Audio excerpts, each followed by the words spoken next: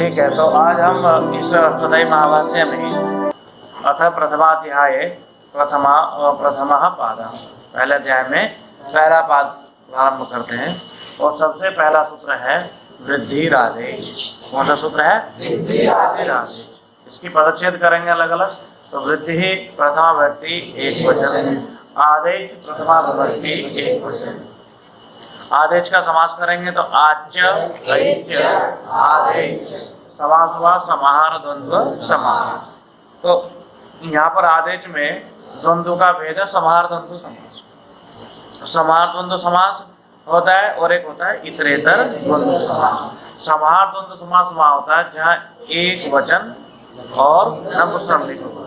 इतरेतर द्वंद्व समास वहाँ होता है जहाँ द्विवचन या बहुवचन हो और लिंग कोई सा भी हो सकता है। ठीक है, तो यहाँ पर एक वचन है इसलिए हमने कौन सा समास माना है? समाहार द्वंद्व समास माना। वृद्धि संज्ञा आदेश संजीना। यह वृद्धि संज्ञा, संज्ञा मतलब नाम है। वृद्धि क्या है? नाम है। और संजीना जिनका नाम रखा गया है वे कौन है? आ, ऐ, औ। ये ऐसे समझिए कि मान लीजिए ये पुस्तक है, ये इसका नाम क्या है? पुस्तक। तो ये पुस्तक इसकी क्या हो गई? संज्ञा हो गई। और संजी कौन हो गए? ये जो कागज है, ये पेज सब लगे हुआ, ये क्या हो गए? संजी हो गए, क्योंकि इसका नाम हमने क्या रखा है? पुस्तक रखा है। जैसे आप नाम रखते हो किसी का देवदत्त, है ना? नाम रखा क्या? देवदत्त। तो जो देवदत्त का शरीर दिखाई दे रहा है आपको, है ना, तो संज्ञा तो हो गया देवदत्त। और जो उसका शरीर दिखाई दे रहा, मांस पिंड की जो ये आकृति दिखाई दे रही है, ये क्या है? संजी है, क्योंकि इसी का ही हमने नाम क्या रखा है? देवदत्त रखा है। ऐसे वृद्धि आदेश में हमने नाम क्या रखा है? वृद्धि। नाम क्या रखा है? वृद्धि। और जिनका नाम रखा है वे कौन है? आ, ऐ, औ। उनको बोलते हैं संजी। और इसलिए बहुवचन हो गया संजी, संजीनौ, संजीनः। आदेश संजीना, आ, ऐ, औ। यहाँ पर क्या है? संजी है। अब कहा तद्भाविता अतद्भाविता नाम, तद्भावित अतद्भाविता नाम आ, ऐ, औ इति एतेषां वर्णानां प्रत्येकम वृद्धि संज्ञा भवति। तो अगर हम संक्षिप्त में समझे पहले, आ, ऐ, औ इति एतेषां वर्णानां, इन तीन वर्णों के, कौन कौन से वर्ण के? आ, ऐ, औ। इन तीनों वर्णों की प्रत्येकम, मिलकर के नहीं, तीनों की मिलकर के नहीं, अलग अलग, प्रत्येकम अलग अलग की क्या संज्ञा हो जाती है? वृद्धि संज्ञा हो जाती है। अब हमें यहाँ दो बात समझनी है, एक तद्भावित और एक अतद्भावित। देखिए, भू धातु का अर्थ उत्पन्न होने अर्थ में होता है। किस अर्थ में होता है? उत्पन्न होने अर्थ में होता है। ठीक है, और तो भावित मतलब उत्पन्न किए गए, भावित मतलब उत्पन्न किए गए। और तद्भावित का मतलब हो गया तेन भावितम, तेन भावितम तद भावितम, उसके द्वारा उत्पन्न किए गए। केन भावितम? सूत्रेण भावितम। केन भावितम? तो तद भावित का मतलब हुआ जो सूत्र के द्वारा उत्पन्न किए गए हैं। जो किसके द्वारा उत्पन्न किए गए हैं? सूत्र के द्वारा उत्पन्न किए गए हैं। अर्थात कहने का तात्पर्य ये है सरल भाषा में कि जब आप किसी सूत्र के द्वारा वृद्धि करते हो, अ को आ कर देते हो, है ना, ई को ऐ कर देते हो, ऊ को औ कर देते हो, तो ये पहले तो जो इसकी मूल प्रकृति है, उस मूल प्रकृति में क्या देखने में आ रहा है? जो पहले से ही है। अब भज में जो अ है, भज में अ है, अ था, लेकिन आपने उसको क्या बदल दिया? आ कर दिया। तो ये तद्भावित हो गया ना, क्योंकि आपने इस अ को आ को जो वृद्धि की, किसके द्वारा की? सूत्र के द्वारा की। तो ये कैसी वृद्धि है? तद्भावित। समझ गए कैसे वृद्धि है? तद्भावित वृद्धि कैसी हुई? सूत्र के द्वारा। अब एक शब्द ले लो आप, शाला, माला। अब माला शब्द में जो आ है, किस शब्द में? माला में जो आ है वो किसी सूत्र से तो नहीं किया गया। माँ में जो आ किया गया है वो किसी सूत्र से तो नहीं किया गया, तो वो कैसे वृद्धि हो गई? अतद्भावित। बात समझ में आई? दो बातें हैं, एक तद्भावित वृद्धि और एक अतद्भावित वृद्धि। तद्भावित का मतलब जो सूत्र के द्वारा पैदा की गई। किसके द्वारा पैदा की गई? सूत्र के द्वारा पैदा की गई। सूत्र के द्वारा कैसे पैदा की जाती है? जब आ को आ कर दिया जाए, ई को आई कर दिया जाए, ऊ को औ कर दिया जाए। समझ गए? तो ये किसके द्वारा पैदा हुई है? सूत्र के द्वारा पैदा हुई। तो ये कैसी वृद्धि कहलाएगी? तद्भावित वृद्धि कहलाएगी। तद्भावित वृद्धि कैसी है? जो सूत्र के द्वारा पैदा नहीं होती। जैसे आपने उदाहरण पढ़ा होगा शालीय मालीय, है ना। तो जब आप शालीय और मालीय पढ़ते हैं तो वहां पर आप कहोगे वृद्धाच्छ, वृद्धाच्छ, वृद्ध संज्ञक से क्या हो जावे? हो जावे। अब हमें तो मालूम नहीं कि शाला या माला शब्द वृद्ध संज्ञक है या नहीं है, तो किससे पूछना पड़ेगा? आप गए उसके पास पूछने, भाई हमें बताओ कि एक हमें सिद्धि बनानी है, अब ये बताओ छह प्रत्यय करना है कि ये माला शब्द जो है ये वृद्ध संज्ञक है या नहीं है? वृद्ध। तो उसने कहा हाँ।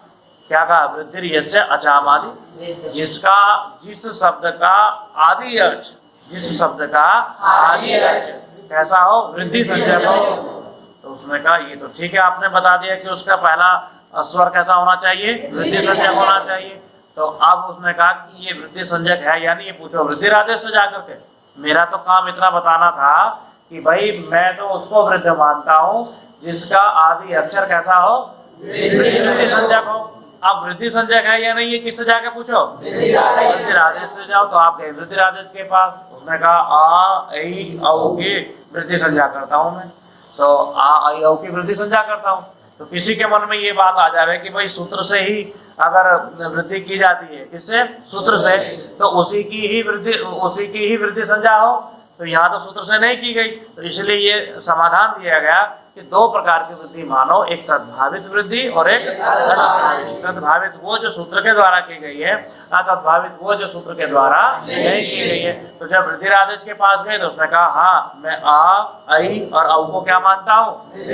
हाँ, उसका नाम में वृद्धि रख देता हूँ, वृद्धि नाम रख दिया मैंने। तो माला को उसने देखा, हाँ माला में माँ आ है, तो ये कैसा हो गया है? वृद्धि संज्ञक। तो ठीक है, वृद्धि संज्ञक होगा। तो वृद्धाच्छ ने कहा ठीक है, अब मैं छह प्रत्यय करने की अनुमति देता हूँ। देखो कितनी बड़ी प्रक्रिया है, इतनी जगह आपको पूरा टेस्ट करना पड़ेगा, यहाँ सब ठीक है या नहीं, और एक भी जगह गड़बड़ हो गया तो फिर सारा गड़बड़ हो जाएगा।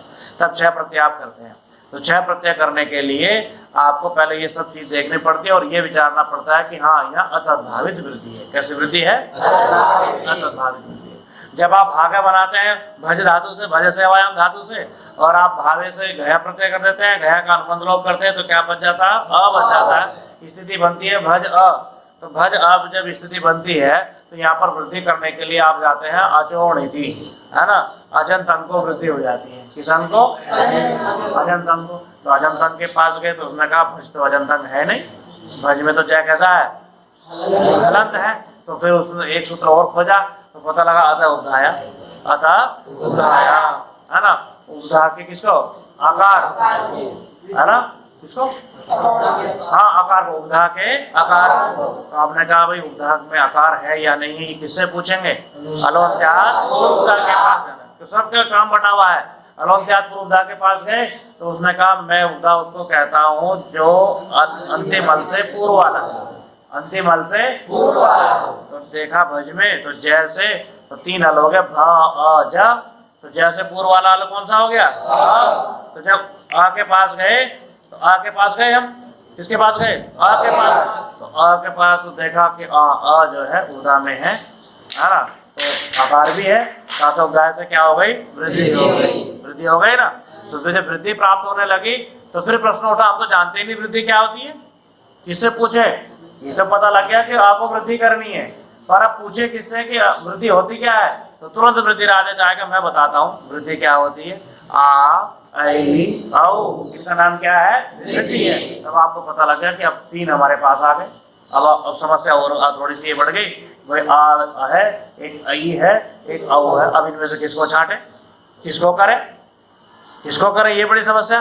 तो फिर कहा कि उसका समाधान करने के लिए स्थानांतर समाधान। उसने कहा कि देखो जो सबसे अधिक मिलता जुलता हो, झगड़े में मत पड़ो आप, किसी का पक्ष मत लो, समझे। आप न्याय करो। तो बोले न्याय कैसे करें? न्याय ऐसे करो जिसका उच्चारण स्थान मिलता हो, है, जिसका आभ्यंतर प्रयत्न मिलते हो, उस हाथ से मिला करके देख लीजिए, जो सदृशतम होगा, जो कैसा होगा, सदृशतम। सदृशतम, तम का सदृश, एक सदृश माने होता समान, इतना ही नहीं, सदृशतम जो सबसे अधिक मिल रहा होगा, जो सबसे अधिक मिलता जुलता होगा वही कीजिए आप। तो आपने जब ढूंढा तो अ के साथ में जो है अगर हम बात करें ऐ की, तो ऐ का उच्चारण स्थान क्या है, कंठ और औ का उच्चारण स्थान क्या है, तो कंठ तो मिल भी रहा है और ऐ में भी मिल रहा है कंठ और औ में भी मिल रहा है। सदृश तो है पर सदृशतम नहीं है।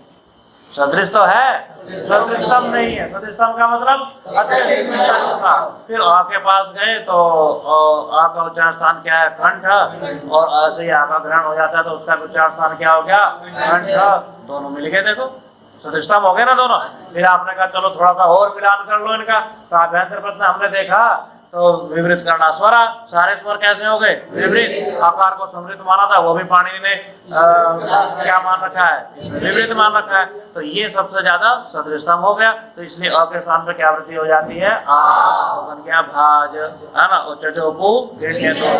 का और स्वादिपति सूर विस्तार कर देते तो क्या बन जाता है, भाग। तो इस प्रकार से जब हम सूत्रों को समझेंगे तो आपको बड़ी आसानी होगी समझने, है ना।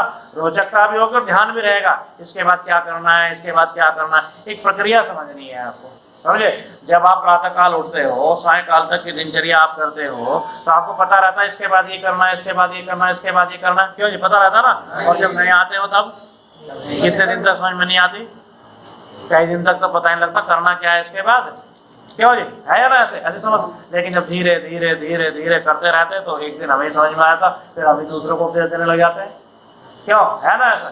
तो इस प्रक्रिया को जब आप समझ लोगे तो आपको शुरू में लगेगा प्रारंभ में कि भागा तो इतना बड़ा बन गया, ये तो बड़ा मुश्किल काम है इतनी सिद्धियां पढ़ना। तो लेकिन ये जब आप एक पाद दो पाद ऐसे पढ़ जाओगे तो धीरे धीरे यही प्रक्रिया क्या होती चली जाएगी, होती चली जाएगी। जैसे दिनचर्या को आपको पता लग गया तो फिर झंझट ही नहीं, आपको सब पता, थोड़ी देर में क्या होने वाला है बताने से पहले ही पता लग जाएगा। तो ऐसे ही सिद्धियों का भी क्रम है।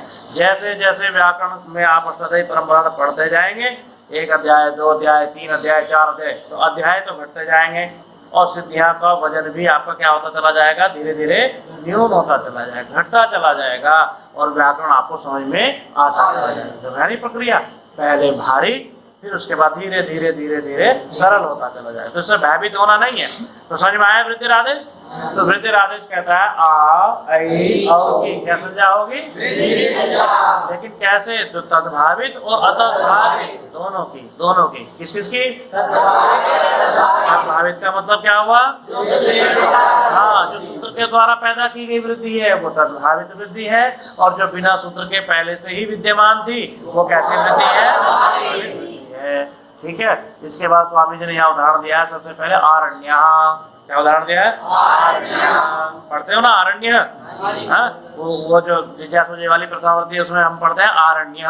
तो अरण्य शब्द है, क्या शब्द है, अरण्य, और वार्तिक लगा देते हैं अरण्यानो वक्तव्य, प्रणा प्रत्यय कर दिया हमने, कौन सा प्रत्यय किया, प्रणा, मतलब किससे होगा, बोलो किससे होगा, चूटू, चवर्ग और चवर्ग। अगर कहाँ विद्यमान हो, प्रत्यय के आदि में विद्यमान हो, कहाँ विद्यमान हो, आदि में विद्यमान हो, तो उसकी संज्ञा हो जाती है। तो का क्या बचा, अरण्य। अब यहाँ पर फिर हमें जो है नित होने के कारण वृद्धि करनी है। तो वृद्धि करने के लिए आपने कहा कि हमें तो अभी जब हमने पहले वाले उदाहरणों की सिद्धि करी तो एक तो अतः गाय का पता था, एक अचोणिधि का पता था। अतः गाय ने कहा ऊर्ध्वाधर आकार होना चाहिए, तो यहाँ पर भी समस्या क्या है कि यहाँ अरण्य में अतः गाय से क्या हो तो भैया ऊर्ध्वाधर आकार सबको दिखाई दे रहा है, क्यों जी दिखाई दे रहा, हम तो बोलो अरण्य यह दिखाई दे रहा है, आकार तो है नहीं ऊर्ध्वा में, तो सूत्र लगेगा नहीं है तो गाय। फिर उसके बाद गए अचोणिधि के बाद उसने कहा मैं तो अजंत अंग को करता हूँ, किसको करता हूँ, अजंत अंग को करता हूँ। अजंत अंग से तो दिख रहा है यहाँ पर, लेकिन उसके जब थोड़ा सा और आगे बढ़ेंगे तो वही सूत्र तद्धितेषु अजामादे, तद्धितेषु अजामादे, तद्धितों में कौन से प्रत्ययों में, प्रत्ययों में अचो के आदि अच को वृद्धि होगी, अजाम अचो के आदि अच को वृद्धि होगी। तो उसने जो है अचोणिधि का क्या कर दिया, खंडन कर दिया। अब पाद सूत्र आ गया ना, विशेष बन गया।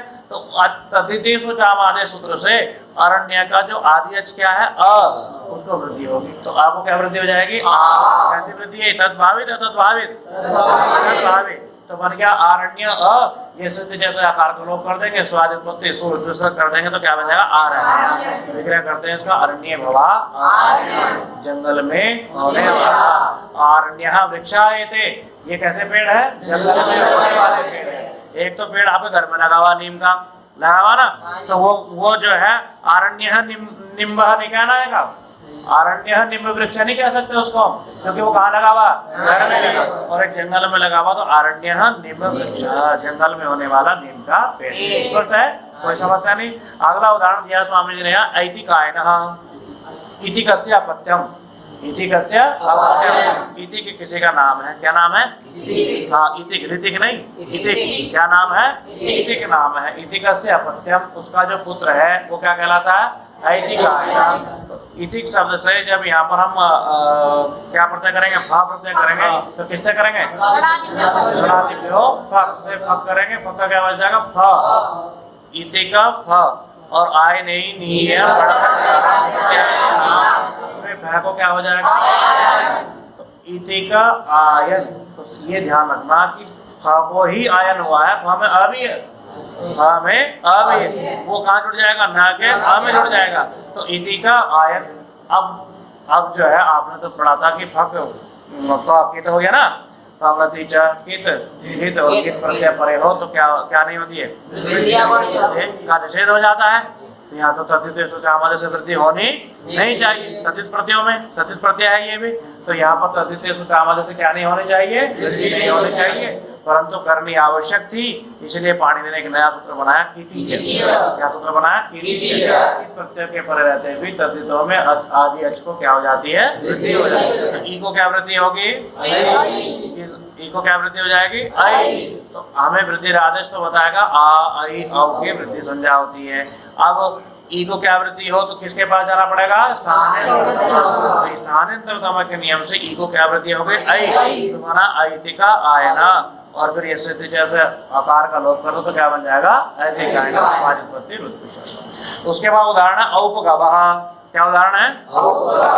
औपगवः। पढ़ा होगा आपने औपगवः। तो इसका जो है हम विग्रह क्या करते हैं? उपगो अपत्यम। क्या विग्रह करते हैं? उपगो अपत्यम। उपगो का पुत्र, उपगु की संतान। उपगो किसी का नाम है और उसकी संतान। तो इसमें कैसे प्रत्यय करेंगे?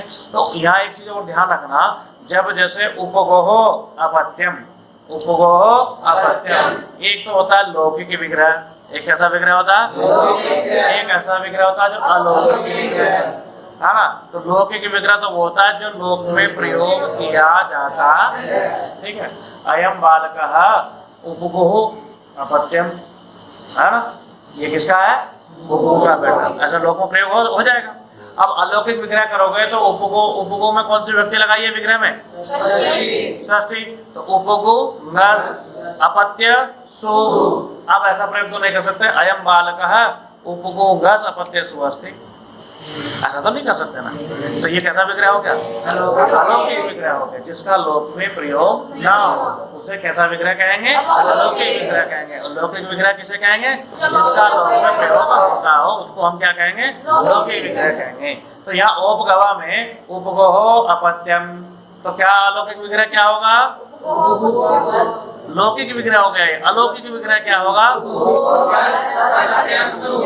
उपगुंगस के माया पता लगा, क्योंकि उपगोह में षष्ठी विभक्ति एक वचन है, इसलिए उपगुंग में गस आया। अगर मान के चलो किसी वजह से षष्ठी का बहुवचन होता तो फिर क्या आता? आम आता। समझ गए?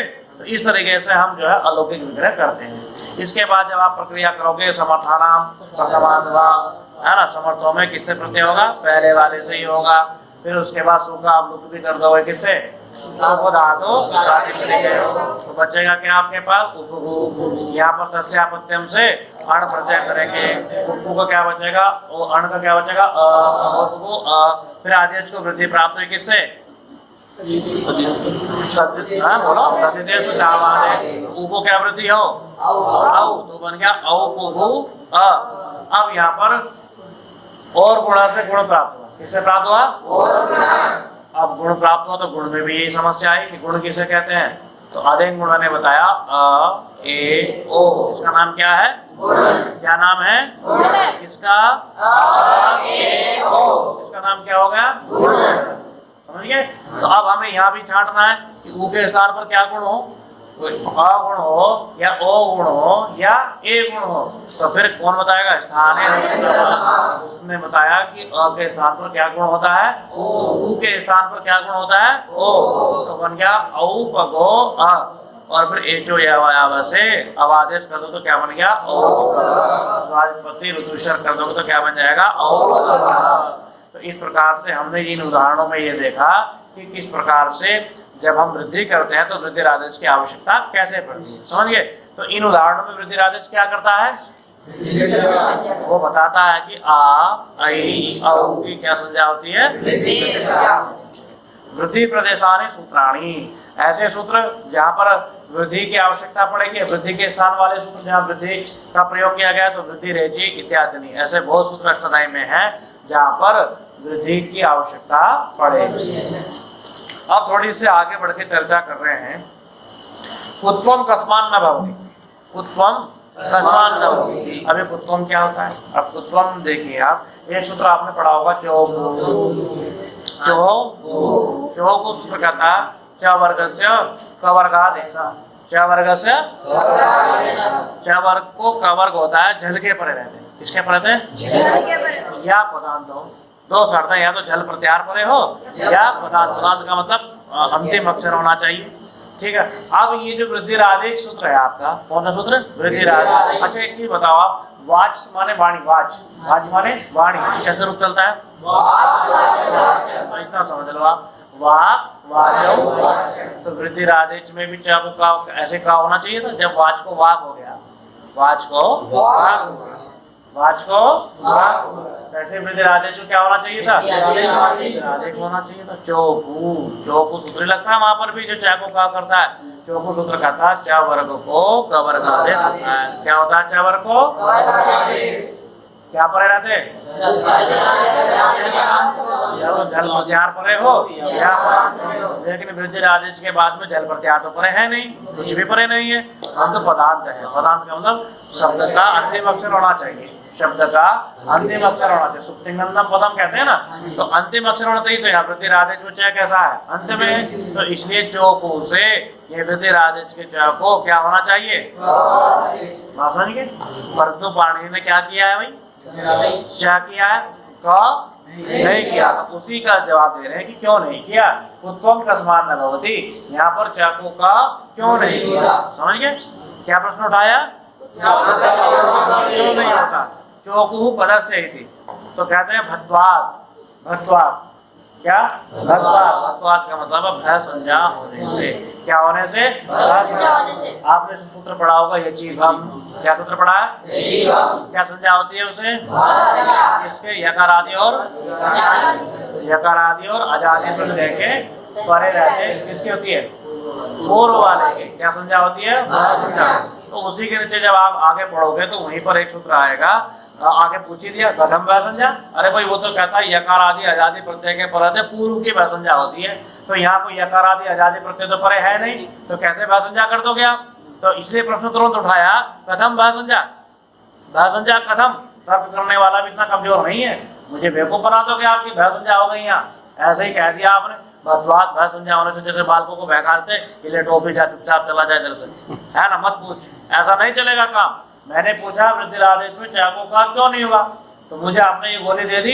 क्या दे दी? भय संज्ञा हो जाने से नहीं। मारे भाई भय संज्ञा कथम भय संज्ञा, मुझे ये जवाब दीजिए कि यहाँ भय संज्ञा कैसे, क्योंकि ये छिपम सूत्र यहाँ पर नहीं लग रहा है। तो तुरंत उत्तर देने वाला कहता है बालक अस्म्यादीनि च छंद, अस्म्यादीनि छंदसि। छंदसि मतलब वेद में। किसमें? वेद में। अस्म्यादि गण में पढ़े हुए शब्दों की क्या संज्ञा हो जाती है? भय संज्ञा हो जाती है। क्या समझाया उसको? वेद में। क्या समझाया?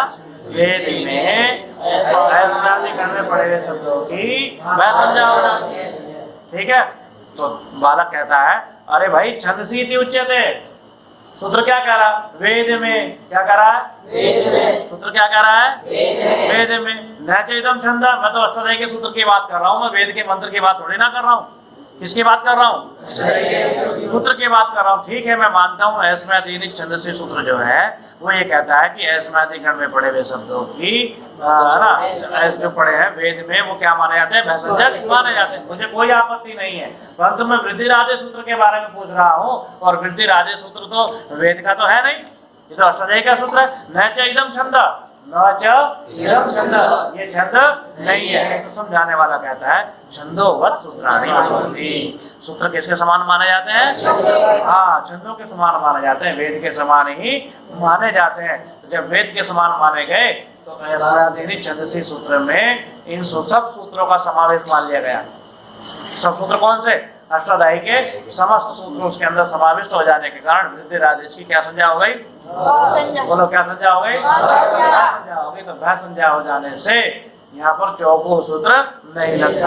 अब प्रश्न इससे और आगे उठा, भाई चौको की जो है भय संज्ञा आपने कर दी और चौको नहीं लगा, ऐसा क्यों? ऐसा क्यों? क्योंकि उसी प्रकरण में तो भय संज्ञा का उल्लेख किया अष्टाध्यायी में पहले अध्याय के चौथे पाद में, और वही पद संज्ञा का उल्लेख भी किया। सुप्तिंगंतम पदम आदि सूत्र वहीं पर ही गए हैं। तो वही सबसे पहले आप उसको बात विचार कीजिए, जहाँ पहले अध्याय के चौथे पाद का पहला सूत्र कौन सा है? कड़ारा शब्द तक एक ही संज्ञा होगी। क्या कहा?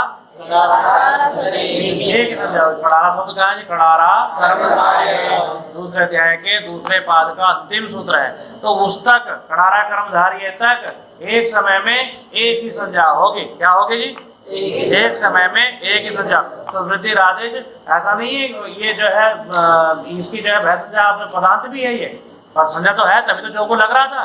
तो पद संज्ञा भी है और क्या है? बोलो भय संज्ञा भी। बोलो भय संज्ञा भी। अब तो ऐस्मैतिक छंदसी सूत्र से इसकी भय संज्ञा भी होगी, तो पद संज्ञा भी प्राप्त है और भय संज्ञा भी प्राप्त है। तो वो सूत्र क्या कहता है हमको कि भाई आ कड़ारा देखा संज्ञा, यहाँ से लेकर के पहले अध्याय के चौथे पाद के पहले सूत्र से लेकर के दूसरे अध्याय के दूसरे पाद के अंतिम सूत्र तक एक ही संज्ञा होगी। अब आपकी मर्जी, चाहे तो कोई सी संज्ञा कर लो, पर एक ही होगी। समझ गए? तो नहीं चलेगा, एक से काम करना पड़ेगा। अब ये बताओ कि पहले भय संज्ञा है या पहले पद संज्ञा है? सूत्र पढ़ो। आकड़ारा एका संज्ञा विप्रतिषेधे परम कार्यम युष्राख्योदि नेमोहम दशानासी वामी इति तस्य शेषोभ्यस्ति पति समास एव षष्ठी युक्त छंदसी वा ह्रस्वं लघु संयोगे गुरु दीर्घं च यस्मात् प्रत्यय विसरादि प्रत्ययं सूत्रीकृतं पदं न ये सिरि च स्वादिस्वसरणास्थाने यजीभं तसौनद्यते ऐस्मैतिक छंदसी। समझ में आई बात? अब आपने देखा कि पहले क्या है? पद संज्ञा, और बाद में क्या है? अब सूत्र ने हमको ये बात दिया कि भाई आपको एक ही करनी है। कौन सी करनी है? एक ही करनी। और फिर अगले सूत्र में ये भी समझा दिया कि भाई अगर दो एक जगह प्राप्त हो रही हो, क्या प्राप्त हो रही हो? यहाँ दो प्राप्त हो रही ना, पद संज्ञा भी प्राप्त हो रही है और भय संज्ञा प्राप्त हो रही है। तो विप्रतिषेधे परम कार्यम, विप्रतिषेधे विप्रतिषेध का मतलब तुल्य बल विरोधा। तुल्य बल विरोधा का मतलब आम भाषा में ये समझिए, जब दो सूत्र एक साथ प्राप्त हो रहे हो तो उनमें से उस सूत्र का काम करना जो बाद वाला। कौन सा है बाद वाला? तो भय संज्ञा बाद वाली है, इसलिए हमारी मजबूरी है कि हम यहाँ किसको मानेंगे? भय संज्ञा को मानेंगे, पद संज्ञा को नहीं मानेंगे। तो इसलिए पद संज्ञा मान करके होने वाला काम चौको से जो चाको क्या होना चाहिए था, क होना चाहिए था, वो यहाँ पर नहीं हुआ। और भय संज्ञा ने पद संज्ञा को क्या कर दिया? हटा दिया, बात दिया। तो भय संज्ञा हो जाने से फिर यहाँ पर क्या नहीं होगा? चौको का नहीं होगा, क्योंकि चौको कहाँ लगता है? पदांत में। जब पद संज्ञा हो जाएगी तभी लगेगा, बिना पद संज्ञा के नहीं लगेगा। समझिए? ठीक है। इसके बाद कहते हैं छंदोवत सूत्राणि भवन्ति। सूत्र किसके समान होते हैं? छंद के समान होते हैं। किसके समान होते हैं? सूत्र छंद के समान। तो स्पष्ट हो गया आपको? कोई दिक्कत नहीं इसमें। अब अगला प्रश्न कहते हैं संज्ञा संजीनो असंदेहो वक्तव्य। बोले अब हमें ये बात समझ में नहीं आ रही कि वृद्धिराजेश में आपने दो बातें कही। एक वृद्धि माने संज्ञा, और आदेश मतलब संजी। ये तो बात नहीं है, पर इनमें कौन सी संज्ञा है और कौन सी संजी है, असंदेह वक्तव्य। इसको ऐसा कर दो जो इसमें मुझे क्या ना रहे। संदेह का मतलब क्या होता है? शंका। ऐसी शंका ना रहे, मुझे सूत्र देख के समझ में आना चाहिए कि ये संज्ञा है और ये संजी। आ तो अभी भी रहा ना आपको समझ में, आ तो अभी भी रहा ना समझ में, और बताने से आ रहा ना। ये कह रहे बिल्कुल खुला कर दो एकदम, मुझे पता लग जाए अच्छा ये देवदत्त है, ये यशदत्त है, ये अर्जुन है, ये भीम है। कोई संदेह होता है? आप यहाँ 100 लोग रहते हो, किसी का संदेह है क्या? पहचानने में दिक्कत नहीं, पता नहीं कौन सा है, ये देवेंद्र है या सुधांशु है, ये हिमांशु है, कौन है? ऐसा लगा क्या सुबह सुबह उठ करके? नहीं लगा, देखते ही पता लग गया अयम हिमांशु, अयम सुधांशु है, अयम जो भी नाम है, अयम यशदत्ता, अयम देवदत्ता। तो वो कह रहे हैं कि भाई हमें व्याकरण शास्त्र में भी बिल्कुल सटीक बता दो, ऐसा ही जो देखते ही समझ में आ जाए, हमें कोई दिक्कत ना रहे। तो कहते हैं खुद तो ही है, तब पहले ये बताओ कि कैसे। तो कहते हैं वृद्धि शब्द संज्ञा, वृद्धि शब्द यहाँ जो वृद्धि है वो क्या है? संज्ञा। और आदेश है संजीना, आदेश संजीना। बोले तो मुझे भी समझ में आ रहा है, ये तो मुझे भी समझ में आ गई ना बात कि वृद्धि संज्ञा है और आदेश क्या है? संजी है। भाई मैं उल्टा कर दूंगा, आप बोलो न पुनरादेश है संज्ञा, आहा आई औ ये क्या है? संज्ञा है, और संजी कौन है? वृद्धि। अब बताओ, मुझे रोको मुझे। आपने कहा कि वृद्धि क्या है? संज्ञा है, आदेश क्या है? अयम क्या है? संजी। मैं नहीं मानता इस बात को। क्या कह रहे हैं? मैं नहीं मानता इस बात को, मैं तो उल्टा कर देता हूँ। उल्टा करके क्या हो गया? आदेश क्या हो गई? संजी हो गई, आदेश संज्ञा हो गई और वृद्धि संजी हो गई। अब बोलो। तो समझाने वाला कहता है देखो, अनाकृति संज्ञा, अनाकृति संज्ञा, आकृति मनतः संजीना, अनाकृति संज्ञा। अनाकृति का मतलब आकृति कहते हैं जाति, आकृति कहते हैं जाति। आकृति किसको कहते हैं? जाति को। कि लोक में हम ये देखते हैं कि जिसकी जो है कोई जाति आकृति नहीं होती, जिसकी कोई जाति नहीं होती उसको हम संज्ञा कहते हैं। और आकृति मनता संजीना, जो जाति वाले जो होते हैं उनको हम क्या कहते हैं? संज्ञा। इसको ऐसा समझ लीजिए, अगले उदाहरण से आपको समझ में आया। लोकेपी, अब लोक में आओ, व्याकरण को लोक में ले। लोक का मतलब संसार, बोलचाल की भाषा में। लोकेपी आकृति मतो मांस पिंड से देवदत्त, आकृति से युक्त मांस और पिंड वाले देवदत्त को हम क्या कहते हैं? उसकी संज्ञा करते हैं। किससे करते हैं? देवदत्त की। तो किसकी संज्ञा करते हैं? जो मांस और पिंड से युक्त जो उसकी जाति दिखाई दे रही है उसकी हम क्या करते हैं? संज्ञा करते। उसे क्या करते हैं? संज्ञा करते हैं। और तो संजी कौन हुआ? जो मांस और पिंड की जो आकृति दिखाई दे रही है। तो इस प्रकार से हमने देखा कि जो आकृति है उसके तो हम क्या करते हैं? संजी। वो तो क्या होती है? संजी। और जिसकी आकृति नहीं है वो क्या कहलाती है? संज्ञा। एक पहचान तो ये बताई, एक पहचान तो ये बता दी। दूसरी पहचान बता रहे अथवा आवर्तिन्य संज्ञा भवन्ति, आवर्तिन्य संज्ञा भवन्ति। वृद्धि शब्द से आवर्तते नादिक छंदः, कहते हैं अनादिक शब्द। तो कहते हैं कि आवर्तनी, आवर्तनी कहते हैं बार बार बदलने वाली, बार बार बदलने वाली। तो जो बार बार परिवर्तित होती रहे, बार बार जिसका व्यवहार किया जाए उसे तो कहते हैं संज्ञा। और जो एक ही बार जिसका बार बार आवर्तन न किया जाए, बार बार जिसका आवृत्ति न की जाए उसको कहते हैं, उसको क्या कहते हैं? संजी। उसको कहते हैं संजी। कैसे? अब मान लो देवदत्ता, क्या देवदत्ता, देवदत्त उसका क्या हो गया? संज्ञा। आप बार बार देवदत्त देवदत्त देवदत्त देवदत्त देवदत्त ही बोलते हैं, तो किसकी आवृत्ति की जा रही बार बार? उससे ही तो आपको समझ में आ रहा है, बार बार किसकी आवृत्ति की जा रही है? संज्ञा की आवृत्ति की जा रही है। और किसकी नहीं की जा रही? मांस पिंड युक्त जो आकृति है उसकी बार बार क्या नहीं की जा रही? आवृत्ति नहीं की जा रही। तो जिसकी बार बार आवृत्ति की जाए, जिसके बार बार कथन किया जाए वो क्या होती है? संज्ञा। वृद्धि आदेश में तो आपने पढ़ लिया, वृद्धि रेची सूत्र है, वृद्धि रेची। ऐसे और भी स्थल है जहाँ पर वृद्धि शब्द का प्रयोग वृद्धि। तो बार बार किसकी आवृत्ति की जा रही है? वृद्धि की। वृद्धि वृद्धि वृद्धि, बार बार सूत्रों में वृद्धि शब्द आ रहा है, आदेश बार बार नहीं का। आदेश तो केवल कितनी बार का? एक बार बता दिया। आ का नाम वृद्धि है। समझिए बात, समझ में आ गई? फिर बार बार तो नहीं कहा जा रहा, बार बार तो केवल किसको कहा जा रहा है? वृद्धि वृद्धि। अब इसको ऐसा समझ लो, थोड़ा सा और आसान से सरल से भाषा में समझ लीजिए। मान लो आपने नाम रख दिया किसी का हिमांशु। क्या नाम रख दिया? हिमांशु। अब हमने ध्यान से देख लिया, अच्छा अयम हिमांशु। अब हम जान के ना उसकी आकृति देख करके कि हिमांशु है। अब मान लो हिमांशु ना भी हो और उसके लिए कुछ कहना हो तो बार बार क्या कहोगे? हिमांशु हिमांशु हिमांशु हिमांशु। हिमांशु खाना खावे, हिमांशु ये काम करे, हिमांशु घर जावे, हिमांशु पढ़े। तो बार बार हम किसका प्रयोग कर रहे हैं? संज्ञा का प्रयोग कर रहे हैं। आवर्ती किसकी हो रही है? संज्ञा की हो रही है। किसकी आवर्ती हो रही है? लेकिन संजी की कोई आवर्ती नहीं हो रही है। तो ऐसे ही इस व्याकरण शास्त्र में भी बार बार किसकी आवर्ती हो रही है? वृद्धि शब्द की आवर्ती हो रही है, संजी की कोई आवर्ती नहीं हो रही है। तो इससे भी आप पहचान सकते हैं। जैसे आगे लिख भी दिया था, इतर त्रापि देवदत्त शब्द आवर्तते। लोक में भी हम क्या देखते हैं कि बार बार देवदत्त शब्द, जिसका नाम देवदत्त है, तो इसके नाम का ही बार बार आवर्तन किया जाता है, बार बार उसी का उच्चारण किया जाता है, न मांस पिंड। लेकिन जिसका हमने क्या रखा था? नाम रखा था, बार बार उसको तो नहीं लाया जाता, बार बार उसको तो सामने नहीं लाया जाता ना। केवल किससे काम चल जाता है? संज्ञा से ही काम चल जाता है। अब मान लो नाम ना रखते तो भी बड़ी समस्या थी। ना रखते नाम तो समस्या होती कुछ या नहीं होती? होती। कैसे होती? अब मान लो 100 है, हमने कहा इधर आओ। अब ये समझ में नहीं आ रहा किसको कहा है, समझ में आ रहा है किसको कहा? तो इधर आओ कह दिया। अब कौन जाओ? या तो सारे के सारे जाओ या कोई भी मत जाओ। मुझे क्या, मैं क्यों जाऊं? मुझे थोड़े ना कहा। क्यों जी? है ना समस्या बहुत बड़ी। अब मान लो किसी का नाम है भाई दीपेंद्र, इधर आ, तो क्या बात समझ में आई? नाम लिया ना, तो अब एक ही आएगा, स्पष्ट होगी। तो जैसे लोक में व्यवहार चलाने के लिए संज्ञाएं रखी जाती है, नाम रखे जाते हैं जिससे आसानी हो जाती है, वैसे ही व्याकरण शास्त्र में भी व्याकरण के कार्यों को करने के लिए क्या किया जाता है? नाम रखे जाते हैं, संज्ञाएं रखी जाती है, जिससे कि आसानी से उस काम को किया जा सके। अब आ, ऐ, औ, इनका हमने नाम क्या रख दिया?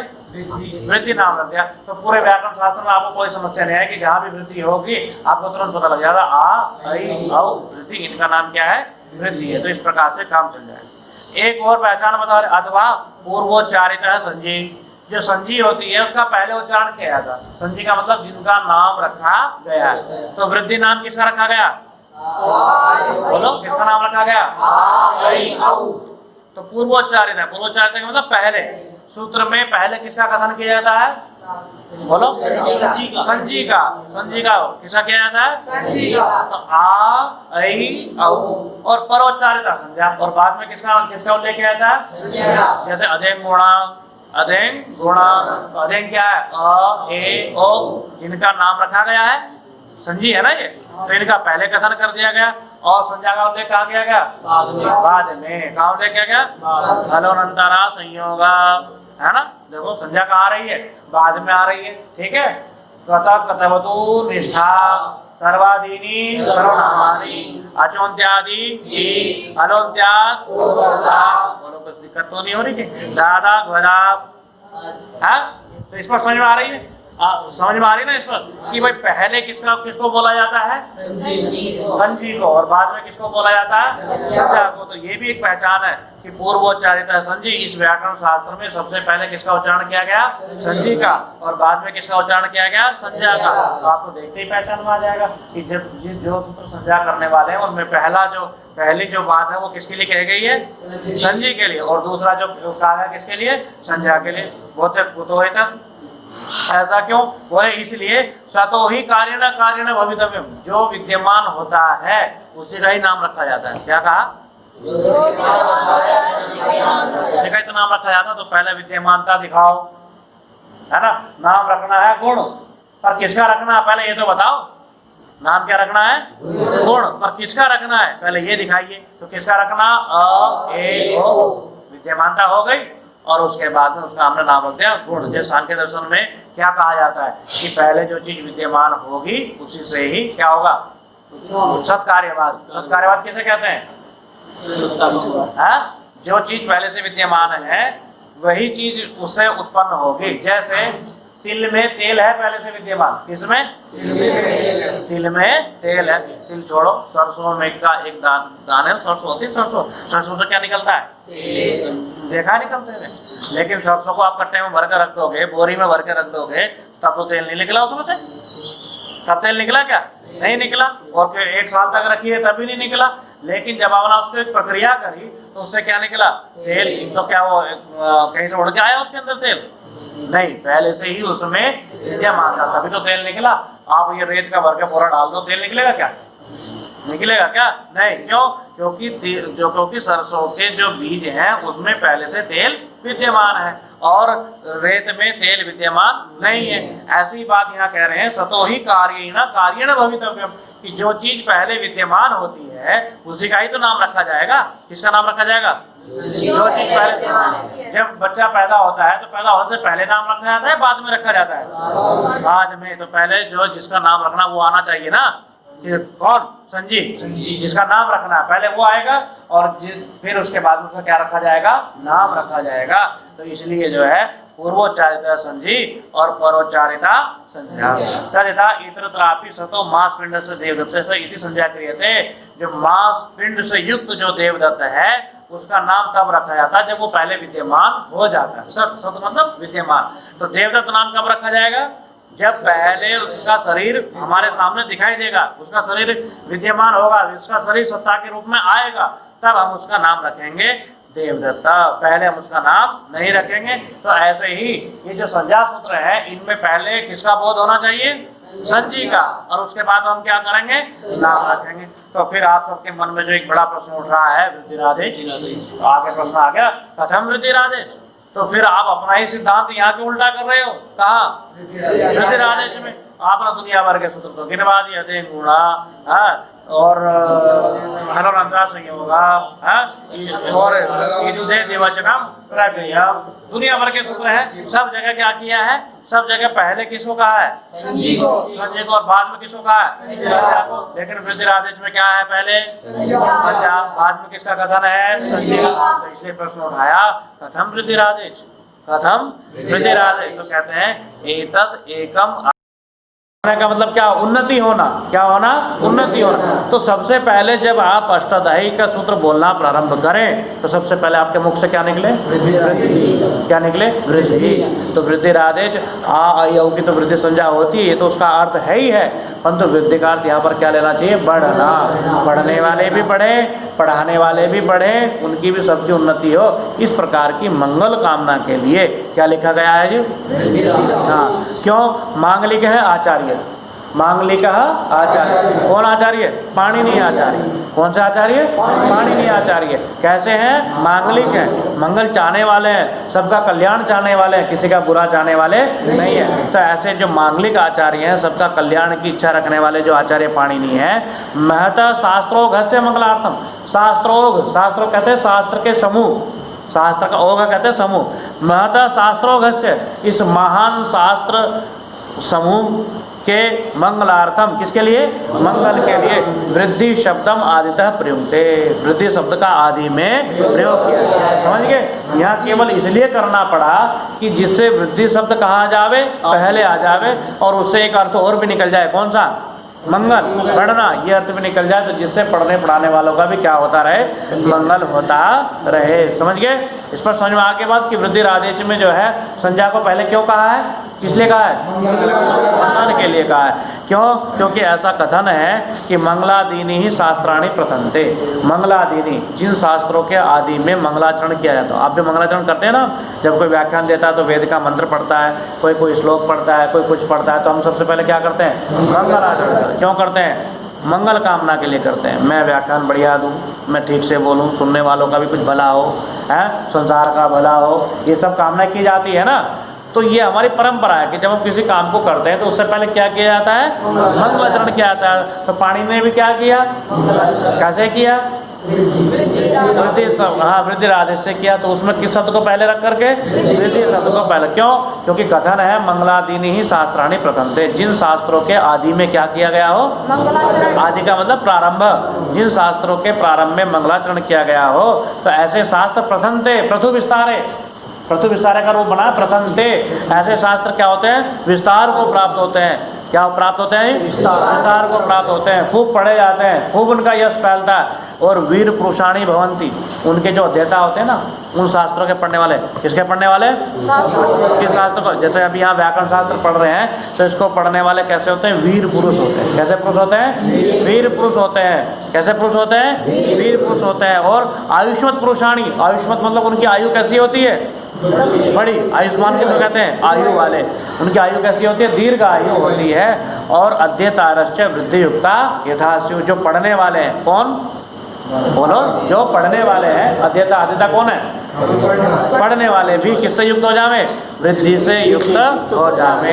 वृद्धि से युक्त होने का मतलब उन्नति को प्राप्त हो, पढ़ने में व्याकरण समझ में आ जाए और हम भी विद्वान बन जावे तो हमारी भी उन्नति हो। इस प्रकार की कामना लेकर के पाणिनि ने यहाँ पर वृद्धि आदेश में पहले किसको रखा है? संज्ञा को रखा है, वृद्धि को रखा है और संजी को बाद में कहा। और बाकी सभी स्थलों पर जो जो संज्ञा सूत्र हैं उनमें सबसे पहले किसको रखा है? संजी को रखा है और बाद में किसको रखा है? संज्ञा को रखा है। समझ गए? तो इसके बाद फिर कह रहे हैं तपर कर्णम उभाभ्याम सह संबंधित है। इस सूत्र में वृद्धि आदेश का समास क्या किया था अपना? आच। हाँ, आत्म में क्या लगाया है? त। आत्म में क्या लगाया है? आत्म में क्या लगाया है? त। तो त लगाया है तो इसका जब हम वो करते हैं कि तपर, इसको क्या बोलते हैं? तपर। तो तपर का जब हम विग्रह करते हैं तो ता परो यस्मात् तपर, ता से परे। किससे परे? ता से परे। ता परे जिससे, ता परे जिससे। तो जैसे अत में ता लगा तो ता का जो प्रभाव पड़ेगा किस पे पड़ेगा? आ पे पड़ेगा, क्योंकि आ के बाद में क्या जुड़ा हुआ है? ता जुड़ा हुआ है। ऐसे ही यहाँ आत, आच ऐच, तो आत, आत में ता जुड़ा हुआ है तो ता का प्रभाव किस पे हुआ? किस समास से? ता परो यस्मात् तपर। ये जो बहुरी समास किया गया है, कौन सा समास किया गया? जिसमें यस्मिन, यस्य, येषाम इत्यादि शब्द आते हो वो कौन सा समास माना जाता है? बहुरी समास माना जाता है। ता परो यस्मात् तपर। इस नियम से जब हमने तपर में समास किया तो इसका प्रभाव किस पे पड़ा? आ पे। किस पे पड़ा? आ पे पड़ा। और एक पंचमी तत्व समास भी होता है, तात अपि परा तपरा। ता से परे, किससे परे? तो उसका प्रभाव किस पे पड़ेगा? जो ता के बाद में है, जो ता के बाद। जैसे वृद्धि आदेश, तो आत अगर हम यहाँ पर बहुरी समास करते हैं तो ता का प्रभाव जा रहा है आ पे। अगर पंचमी तत्व को समास करते हैं तो ता का प्रभाव जा रहा है एच पे। किस पे जा रहा है? एच पे। किस पे जा रहा है? एच पे। तो यहाँ पर कहा तपर कर्णम उभाभ्याम से संबंधित, यहाँ दोनों के साथ संबंधित है। किसके साथ संबंधित है? ता का संबंध आ के साथ भी है और ता का संबंध एच के साथ भी। क्या बात समझ में आई? बोलो। इसके साथ भी है। क्यों है ऐसा? तो इसलिए है, सरल सी भाषा में समझने का प्रयास कीजिए कि त्रिमात्र और चतुर्मात्र है ना, त्रिमात्र चतुर्मात्र जो आदेश हैं उनकी निवृत्ति के लिए। जैसे खटवा जमा एड़का, खटवा जमा एड़का, तो यहाँ पर कौन सी संधि होती है? बोलो। खटवा एड़का किस सूत्र से? वृद्धि रहती है। तो खटवा में आ है, कितनी मात्राएं हैं? दो मात्रा।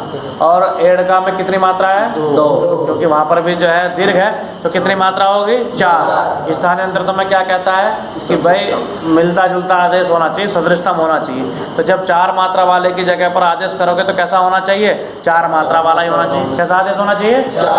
लेकिन हमारे यहाँ कहीं पर भी चार मात्रा का वर्णन ही नहीं है। एक मात्रो भवेद ह्रस्व। ह्रस्व कितनी मात्रा वाला है? एक। दीर्घ कितनी मात्रा वाला है? दो। प्लुत कितनी मात्रा वाला है? तीन। उससे ज़्यादा मात्रा है ही नहीं, तो चार मात्रा वाला कहाँ से लाएंगे? चार मात्रा वाला तो है ही नहीं हमारे पास।